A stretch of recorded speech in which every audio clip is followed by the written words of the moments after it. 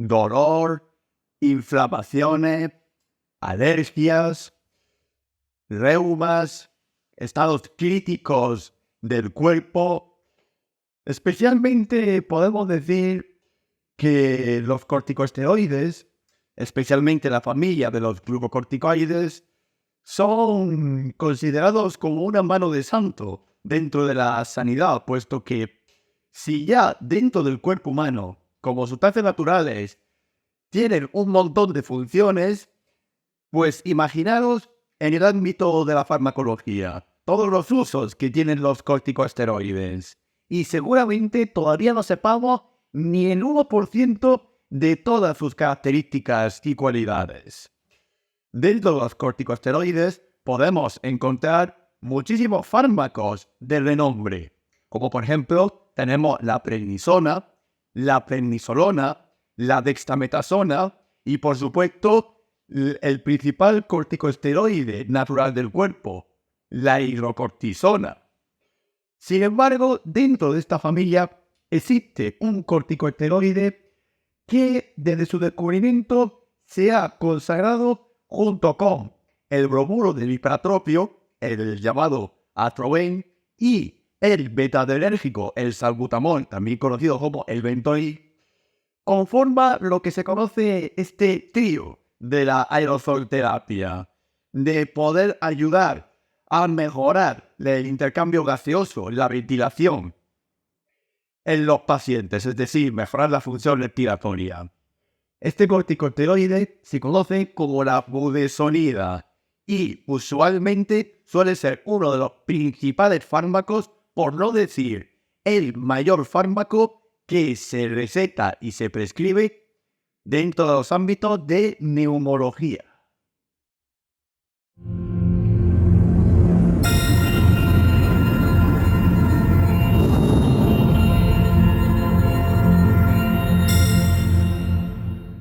La budesonida es un fármaco que pertenece a la gran familia de los corticosteroides, perteneciendo dentro de la misma al grupo conocido como los glucocorticoides, como por ejemplo otros semejantes como la prednisona, la metilprednisolona o la dexametasona.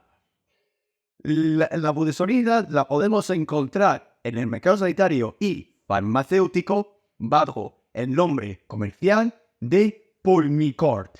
Y aquí podemos observar la estructura y conformación química de la budesonida, donde vemos la principal particularidad de la misma, y es que la budesonida como corticosteroide presenta el grupo funcional, o mejor dicho, la estructura funcional de todos los corticosteroides, lo que se conoce como el anillo de tipo gonano o esterano, cuyo nombre bioquímico es más conocido como el anillo ciclopentano penilofenantreno, al cual se le unen algunos radicales simples, como por ejemplo cadenas metiladas, algunos grupos hidroxilo, así como también algunos grupos carbonilo. Pero es muy importante recordar que todos los corticosteroides, sean glucocorticoides o mineralcorticoides, todos presentan en su estructura central el anillo gonano o esterano.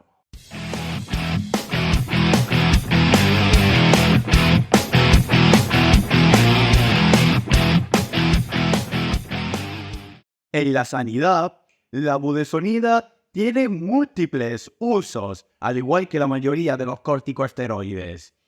Pero la misma se restringe a un área específica, el área pulmonar o el área del sistema respiratorio. ¿Por qué? Porque la budesonida, como corticosteroide, modula y regula la función inmune dentro de esta área, es decir, del área respiratoria, aunque también tiene influencia sobre otras áreas, como por ejemplo el área gastrointestinal.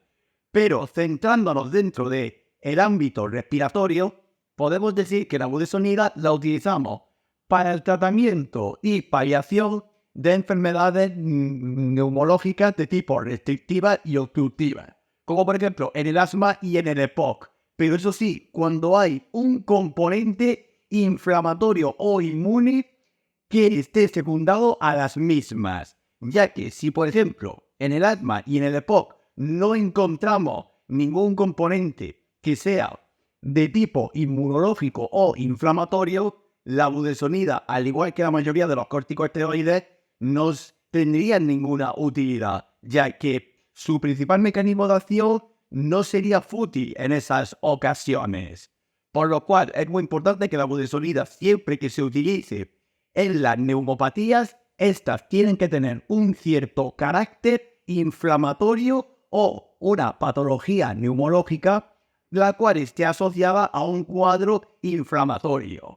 Por lo cual, también la podemos utilizar en algunas neumopatías, como por ejemplo en la COVID-19, en los enfisemas, también se puede utilizar en las neumopatías y también en las bronquitis. Y dentro del ámbito pediátrico, la budesonida es especialmente útil en el tratamiento de la laringitis y el croup. Y ya en el ámbito gastrointestinal, la budesonida se puede utilizar en el tratamiento de algunas enfermedades inflamatorias intestinales, como puede ser la colitis ulcerosa o la propia enfermedad de Crohn.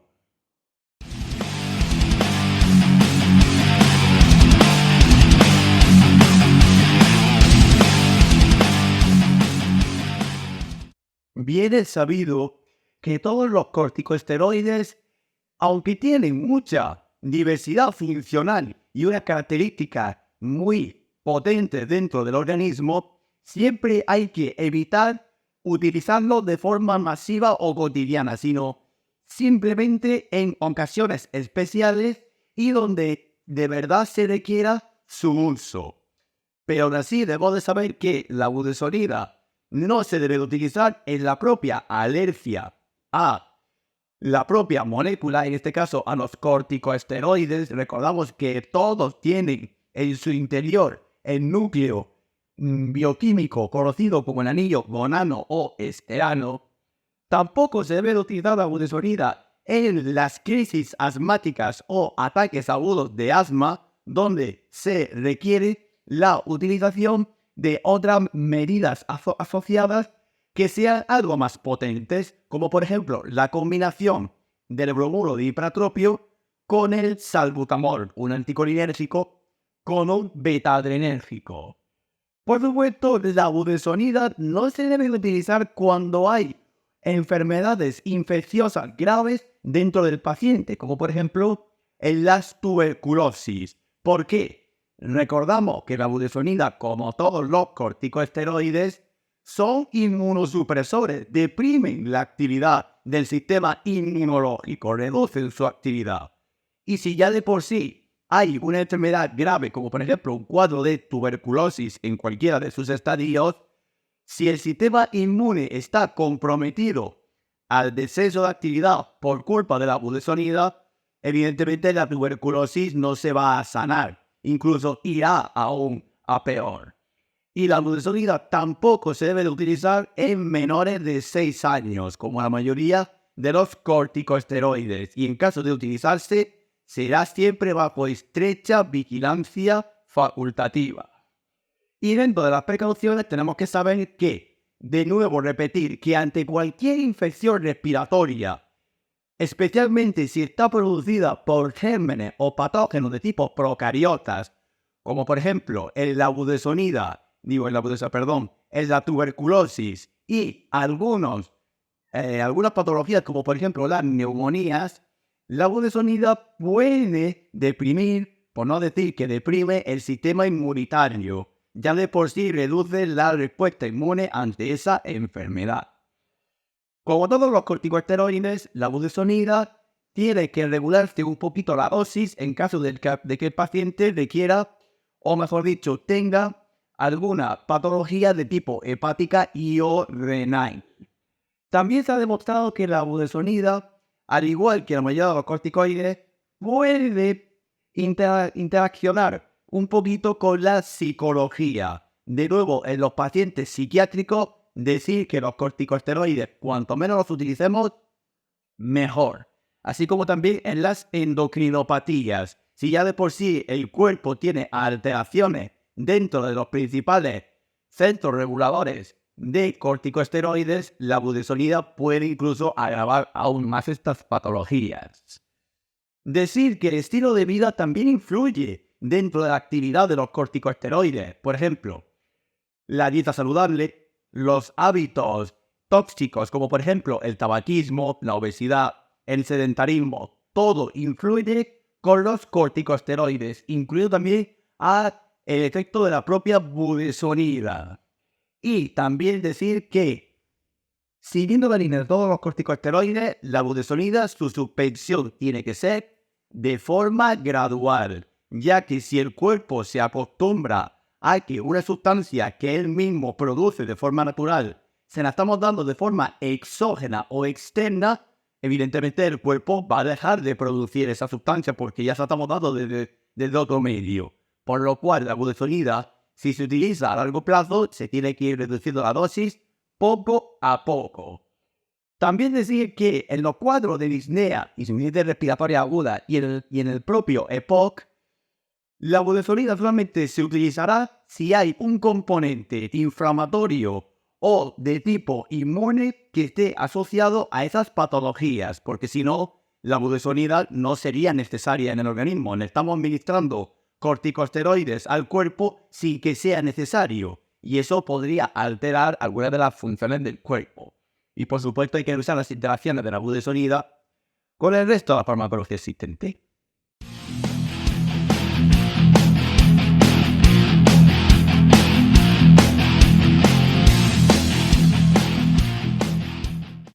El mecanismo de acción de la budesonida es absolutamente idéntico que el resto de los glucocorticoides, es decir, de los corticosteroides, como, por ejemplo, la dexametasona o la metilprednisolona.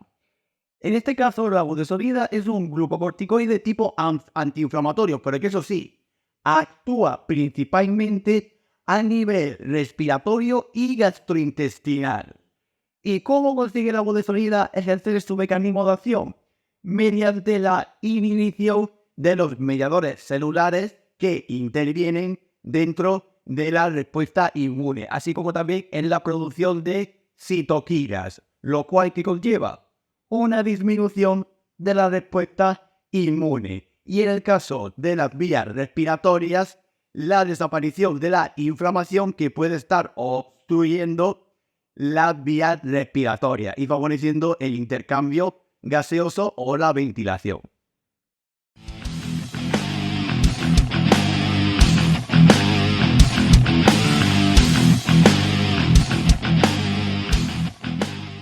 Las vías de administración de la budesonida son bastante variadas, pero especialmente hay dos que prevalecen. La vía inhalatoria, mediante la presentación de la budesonida en forma de presurizadores para que el paciente se administre a sí mismo la budesonida mediante una educación para la salud. También tenemos la vía nebulizada mediante la presentación de la budesonida en ampollas para su disolución en agua destilada o en soluciones compatibles dentro de un aparato de un nebulizador, y la administración posterior mediante el uso de mascarillas faciales o incluso de otros dispositivos de tipo aéreos, administrando aproximadamente la budesonida en unos 15 o 20 minutos. Y también tenemos la vía de administración de tipo enteral, debido a la presentación en comprimidos que tiene la budesonida para que el paciente se administre la propia medicación de forma oral. Por ejemplo, esta vía enteral se utiliza en pacientes donde la budesonida está indicada en tratamiento de enfermedades inflamatorias intestinales, como por ejemplo la enfermedad de Crohn o la colitis ulcerosa.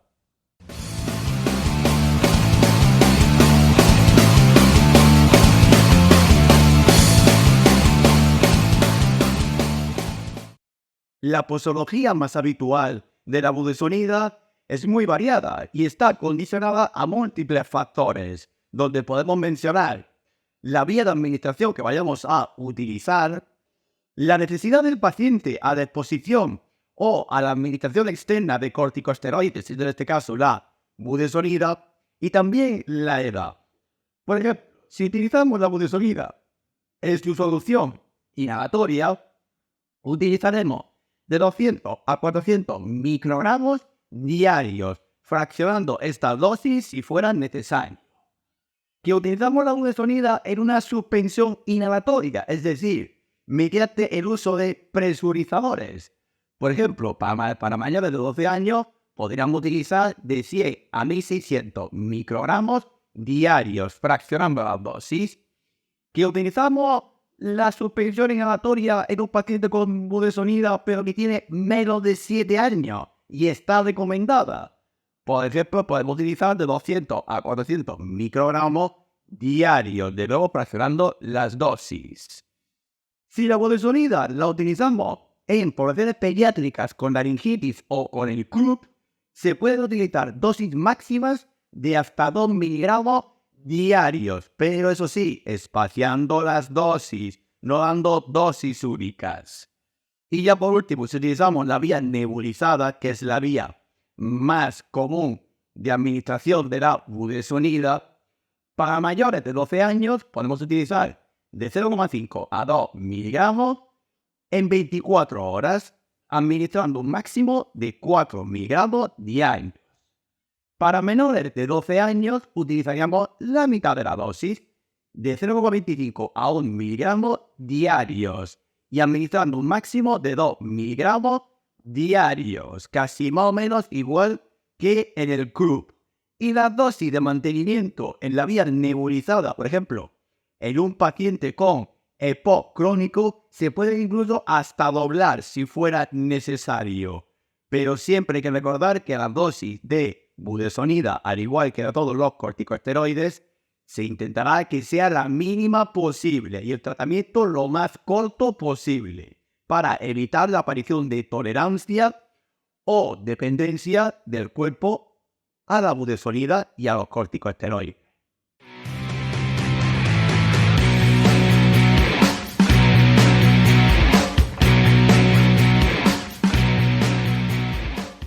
Dentro de la compatibilidad e incompatibilidad de la budesonida con el resto de la farmacología existente, debemos de hacer una exhaustiva revisión bibliográfica, ya que hay muchos fármacos que se pueden mezclar a la vez o no con la budesonida. Pero dentro de los ámbitos de la aerosolterapia, se recomienda que la budesonida no se mezcle con otros fármacos, como por ejemplo el salbutamol o con el bromuro de hipertropio, ya que puede haber una sinergia con los corticosteroides y llegar a aparecer mayor adversidad, por lo cual tanto el hipertropio como el salbutamol, aunque se pueden juntar los dos, la budesonida es mejor administrarla aparte de ellos.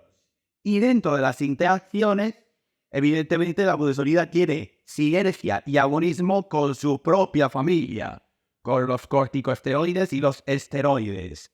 Pero también está demostrado que tiene agonismo con los imidazoles, con los arines y con inductores del citocromo P450 en su variante isoenzimática del CYP3A4.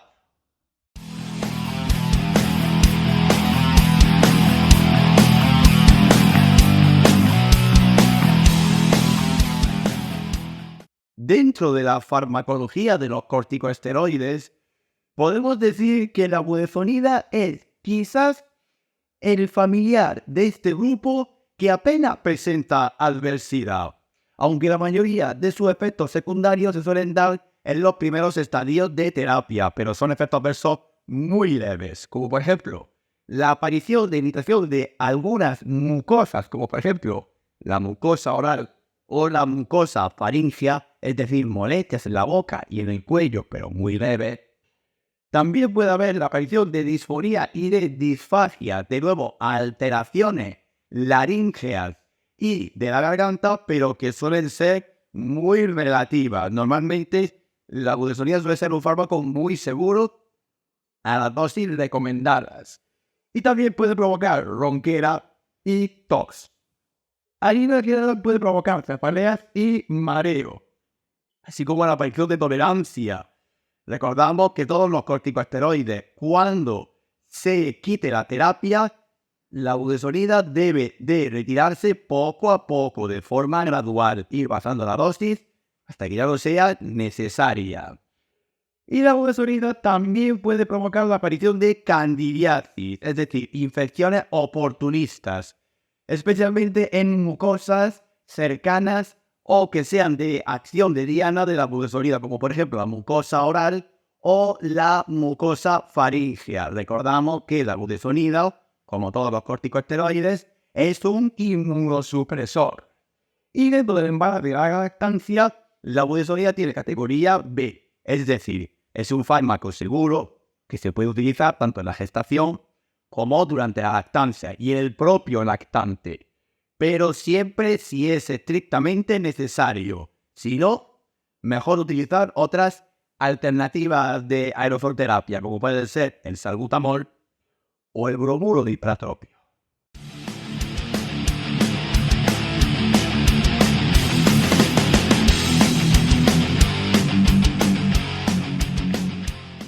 Finalmente, tenemos que decir que la budesonida, dentro de los ámbitos de dialización y técnicas continuas de reemplazo renal, no se dispone de mucha información sobre si es un fármaco dializable o no. Y usualmente no suelen requerir un ajuste de dosis, ni siquiera en aquellos pacientes con un alto grado de nefropatía y hepatopatía. Como bien hemos mencionado antes, todos los corticosteroides pueden generar la posibilidad de un cuadro de tolerancia o de dosis techo, y aumentando progresivamente la dosis porque el cuerpo se acostumbra a la administración continua de la budesonida, de un corticosteroide, por lo cual la suspensión siempre tiene que ser de forma gradual para evitar la aparición de efectos rebote o de alteraciones endocrinas que se queden permanentes en el cuerpo. Aunque la budesonida es un fármaco bastante seguro, puede provocar ciertos efectos secundarios, la mayoría que son leves, pero hay que tenerlos en cuenta. Y siempre decir que la budesonida, cuando se utilice en pacientes neumópatas, hay que recordar que debe de utilizarse cuando hay una patología, en este caso una neumopatía, que esté asociada o secundada a la acción directa o indirecta del sistema inmunológico. Si no, la budesonida no sería necesaria, puesto que si no hace falta una inmunosupresión, ¿por qué vamos a administrar corticosteroides al organismo cuando ya él de por sí los excreta y los segrega de forma continua?